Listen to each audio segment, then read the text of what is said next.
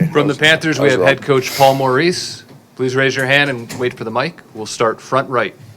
Well, first, I guess just any update on Matthew and some of the other guys who are not out there. The update will be tomorrow. Yeah, we've had an optional point for the last 2 months in terms of skating off day and skating morning, but you'll get all that big information tomorrow night.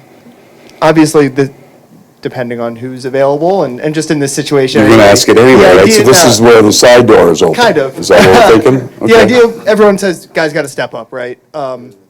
How does that manifest, like, in a game? How do you get, obviously you guys want to stick to your game plan. It starts months and months and months ago, and everybody goes through it. But when you get into December and you lose Barkov and Lundell, and then you lose Barkov and Bennett, and you lose Barkov in a playoff game 2 minutes in Carolina, it starts there. So you've had your people out of the lineup and important people out of the lineup, and you've found ways to be successful. So you have that belief. If you've got none of that's happened to you all year, the first time an important guy comes out of the lineup, it's a big deal.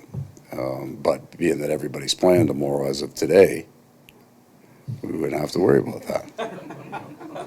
Front right, Jameson. Coach Denisenko getting to join you guys on this trip. Yep. Obviously, we talked about the last 2 months have meant for every guy in the room, but what can even a couple of days mean for a 22-year-old to be a part of the situation?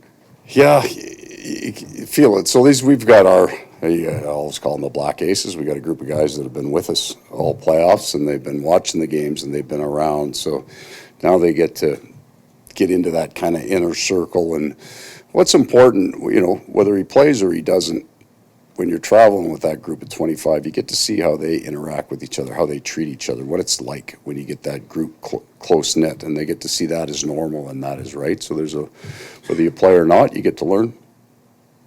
Back left. Hey, Paul. Samantha Rivera, CBS News Miami.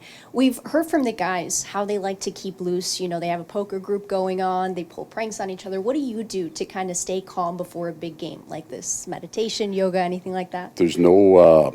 There's no poker because I don't know how to play the game, and that bothers me, right? That you don't know the ins and outs of the game, so that's why I don't play poker. We laugh an awful lot in the coach's office because we think we're really funny, and we're old. So we tell jokes that only we get, and then we laugh at the players that wouldn't get those jokes. So laughter is a big part of what we do.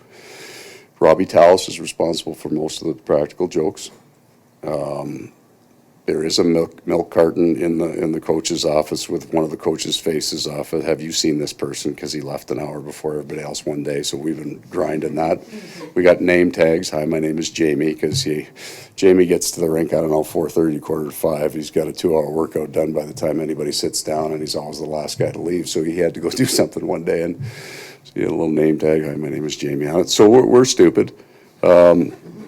And that's a big part of it. You know what? We spend so much time together. We all get to the rink very, very early because their wives don't like us, and they're right.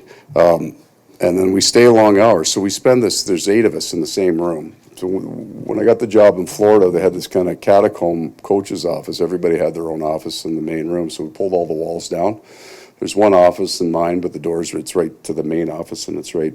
Because it's funny, I can't sit in my office, right? I got to come out. We sit at a big table. We spend all this time together. So I think maybe by the time you get into coaching long enough, I'm trying to answer your question. Meditation, we all have our own ways of doing that, I guess. It truly is the joy of being around each other. That's what we find relaxing. So we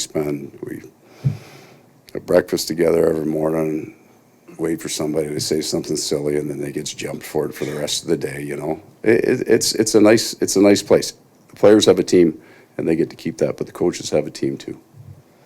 Front right, far right. Great straight arm, by the way. Outstanding. Thinking you got a future as a penalty killer. François Gagnon from RDS. You're a great communicator, at least with us, probably with the players too, and communication is important. But at 3-1 lead on the other side, or 1-3 recul, as we say in French on your side, is there still something to say for either you or Bruce, or at this time, it's just, let's go? Oh, there's still work to be done.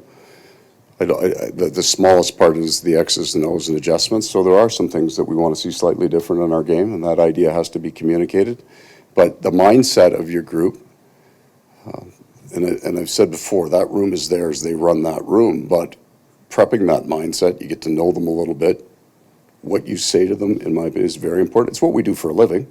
We just public speak, right? You get a group of guys. You have an idea of how I want them to feel before the puck is dropped. So that's what my last 2 days are. Hang around them a little bit, get a feel for where they're at, pick my words, spread it out over the 3 times that I'm going to talk to them, make sure that I've got it staged right so that the most exciting thing or funny thing I say isn't a day and a half before the game, right? You've got to build that. But there's some very important things, and it's all about, but it's not brand new. I think that goes to your question. I'm not coming up with something they haven't heard. We'll pull from ideas and make sure that that's the, what we say, when you're driving to the rink, I want one thing in your head. So we work all year to define that one thing as the individual, but there's also one thing in your head as a team. When we step on the ice, there's one thing in your head. And that's kind of what the next 2 days are for me. Yesterday, not as much yesterday, post-game a little bit, not as much yesterday. We met today.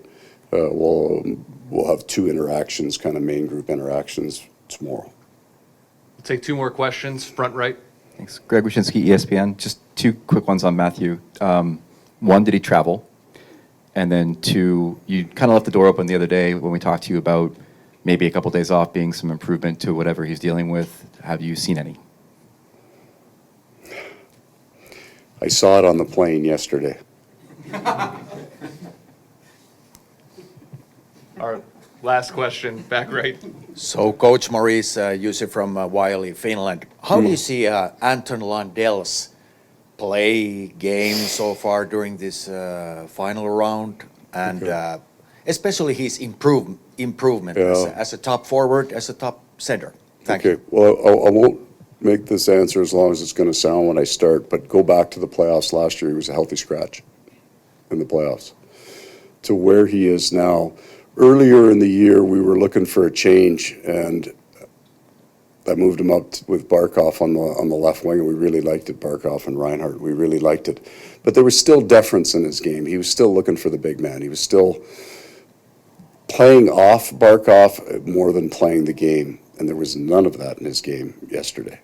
He's his own player now. I still believe he returns to center. I believe that next year he will be capable of driving a line himself, and I think that line can play against the other team's best. When you look at the end of the Toronto and the end of the Carolina series, that line was on the ice as one of the 2 when we got down, at 2:30 left on the clock, you're almost down to 2 lines. And it was D-zone face-offs as well, because I had Reinhardt on his right wing as the right-handed draw man. So at 21, he was closing out a game and closing out a series. That's who I see as a very competitive guy. Not all things a young player lacks is because they don't have it. They're just young. They have to learn it. And he learned so much. He's far more physically involved in the game. He's not running around. That's not what I mean. But there are times where you have to use your body to separate pucks, and it's not just a puck game. European players, especially because of the size of the ice, view the game slightly differently in terms of the tools that they can use to create pressure on a puck. Smaller ice, you have to learn that, and he's learned it. So he is now a driver for us. This guy, he's going to play center. He's a young man, but, he and Barkov and Bennett in the middle of our ice will be very, very strong for a lot of years. Thank you for your time, Paul. Okay, guys.